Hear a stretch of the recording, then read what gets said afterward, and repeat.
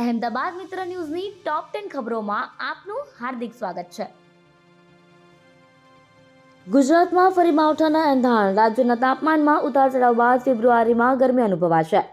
ગુજરાતવાસીઓએ જાન્યુઆરી મહિનો ઠંડી અને ગરમીનો અનુભવ કર્યો છે, ત્યારબાદ હવે ફેબ્રુઆરી માસમાં પણ ગુજરાતવાસીઓને ગરમીનું પ્રમાણ વધુ અનુભવાઈ શકે છે. સાથે જ સૌરાષ્ટ્રના કેટલાક ભાગોમાં છૂટાછવાયા હળવા વરસાદને કારણે માવઠાની સંભાવના વ્યક્ત કરાઈ છે.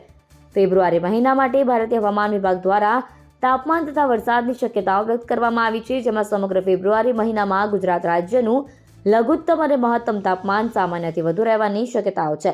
એટલે કે જાન્યુઆરી માસના પાછલા પખવાડિયામાં જે પ્રકારે ગુજરાતવાસીઓએ ગરમીનો અનુભવ કર્યો છે તે ફેબ્રુઆરી માસમાં પણ યથાવત રહેશે.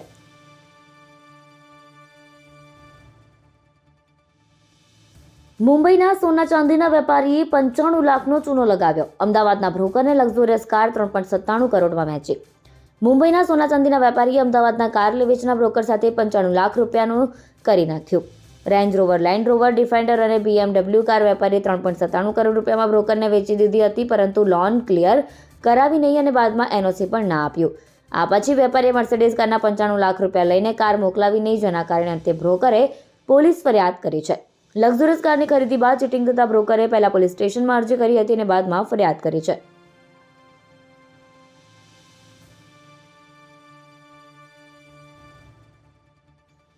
શાળા સંચાલક મંડળની રાજ્ય સરકારને ચીમકી.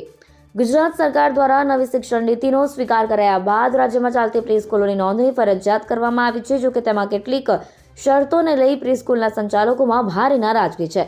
આ શરતો પરિપૂર્ણ થાય તેમ ન હોવાનું જણાવી થોડા સમય પહેલા રાજ્યભરની પ્રી સ્કૂલના સંચાલકોએ હડતાલ પાડી હતી અને વિરોધ નોંધાવ્યો હતો.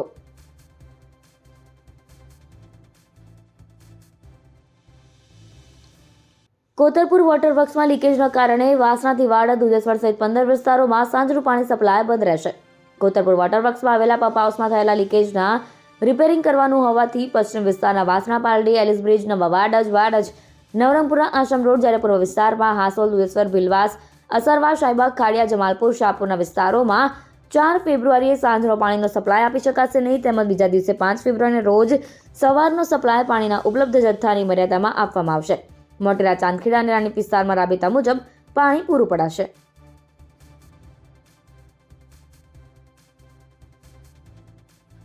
પતિએ પત્નીના ગળામાં છરી હોલાવી દીધી.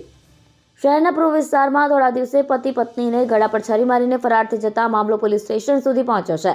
પતિએ પત્ની પાસે બાળકોની માંગણી કરી હતી, જોકે તેણે આપવાનો ઇનકાર કરી દેતા મામલો ભીંચક્યો હતો. છેલ્લા 3 વર્ષથી બંને વચ્ચે મનદુખ ચાલતું હોવાને કારણે બંને અલગ રહેતા હતા.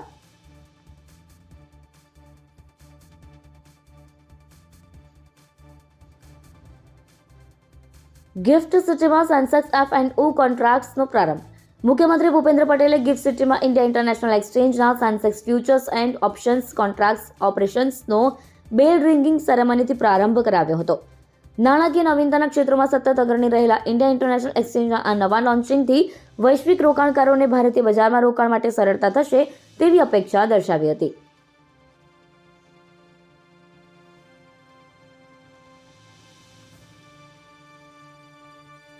લંડનથી ફ્લાઇટમાં 2 વાઘ લાવવામાં આવ્યા. એર ઇન્ડિયાની મોડી રાત્રે લંડનથી અમદાવાદ આવેલી ફ્લાઇટમાં 2 વાઘ લાવવામાં આવ્યા હતા. ફ્લાઇટમાં અંદાજે 200 પેસેન્જર હતા. બંને વાઘને કાર્ગોમાં ખાસ પ્રકારના પાંજરા બનાવીને પૂરવામાં આવ્યા હતા. સામાન્યપણે હિંસક પ્રાણીને સ્પેશિયલ કાર્ગો વિમાનમાં લવાતા હોય છે, પરંતુ પહેલીવાર પેસેન્જર ફ્લાઇટના કાર્ગોમાં વાઘને લાવવા ખાસ વ્યવસ્થા કરાઈ હતી. 6856 કિમીનું અંતર કાપી ફ્લાઇટ 9 કલાકે અમદાવાદ એરપોર્ટ પર ઉતરી હતી. પાંજરામાં જ બંને વાઘ માટે ખાવા પીવાની ખાસ વ્યવસ્થા કરવામાં આવી હતી.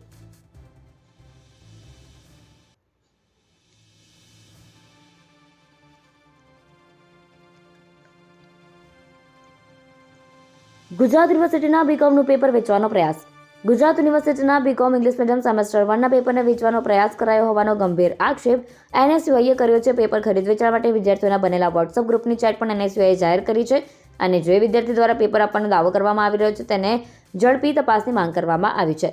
સોશિયલ મીડિયામાં જે વોટ્સઅપ ચેટ વાયરલ થઈ રહી છે તેમાં એક વિદ્યાર્થી અન્યને ઓફર કરી રહ્યો છે, જો પેપર પ્રમાણે ન પૂછાય તો પૈસા પાછા. 100 વિદ્યાર્થીઓ ભેગા મળી 300 રૂપિયા આપે તો એક પેપર આપવાની વિદ્યાર્થી ઓફર કરી રહ્યો છે. ત્યારે યુનિવર્સિટીના કુલપતિએ કહ્યું કે અમને ફરિયાદ મળશે તો અમે કાર્યવાહી કરશું.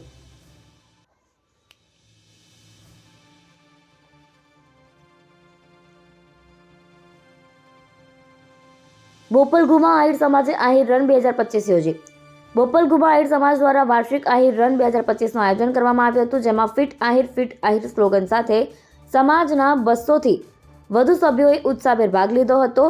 ફિટ આહિર હિટ આહિર આ કાર્યક્રમની શરૂઆત પ્રાર્થના અને રાષ્ટ્રગાનથી થઈ હતી, જેનું ઉદ્ઘાટન એસકે ભુવા, મોહનભાઈ કાતરિયા, કરશનભાઈ ભોચિયા, પ્રવીણભાઈ નકુમ અને ખોડાભાઈ લોખીલ જેવા વડીલ મુરબ્બીઓના હસ્તે કરવામાં આવ્યો હતો. મહાકુંભના છેલ્લા અમૃતસ્નાનમાં 1.5 કરોડથી વધુ લોકોની ડૂબકી. વસંત પંચમીના અવસરે મહાકુંભનું ત્રીજું અને અંતિમ અમૃતસ્નાન થયું. 1.25 કરોડથી વધુ લોકોએ કુંભમાં ડૂબકી મારી. હાથમાં તલવાર, ગદા, ઢોલ અને શંખ, શરીર પર ભસ્મ, આંખો પર કાળા ચશ્મા, ઘોડાની રથની સવારી, ઋષિમુનિ હર હર મહાદેવના નારા લગાવતા સ્નાન માટે સંગમ પહોંચ્યા હતા. અહેમદાબાદ મિત્ર ન્યૂઝની યુટ્યુબ ચેનલને સબસ્ક્રાઇબ કરો અને બેલ આઇકન જરૂરથી દબાવો, જેથી મહત્વના સમાચાર આપના સુધી જલ્દીથી પહોંચે.